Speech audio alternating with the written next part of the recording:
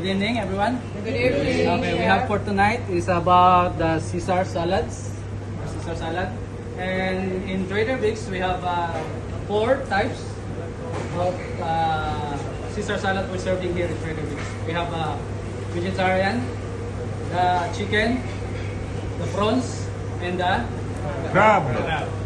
That's the main dish in the Caesar salad.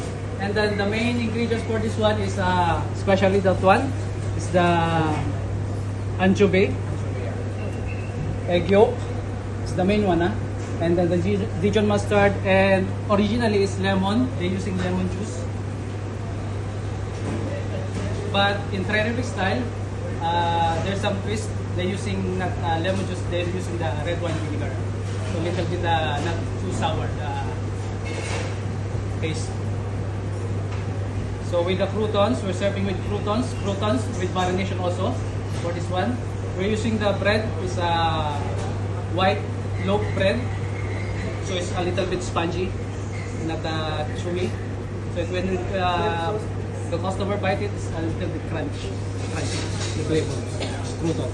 It's with marination, Trader Vic's marination with ginger, garlic, salt, olive oil, and roasting or toast in the oven.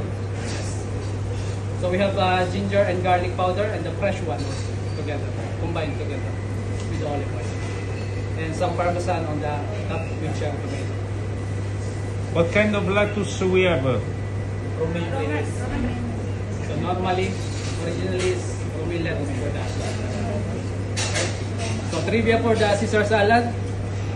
We talk about Caesar salad history. Is invented by Mr.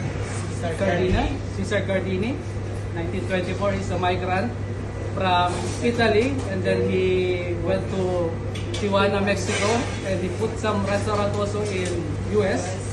Maybe that's why Mr. Trader Vic's Bergeron, he adopted the dish of Caesar salad. So commonly named Caesar salad, and before the name is formerly Equator salad. Why? Because in Mr. Cardini history, he's serving only for the equators. Okay? For the people who's traveling, yes. That's why specialty for the traveler people. That's why they call it first as equator salad. And then they transfer it into Caesar salad. That's it.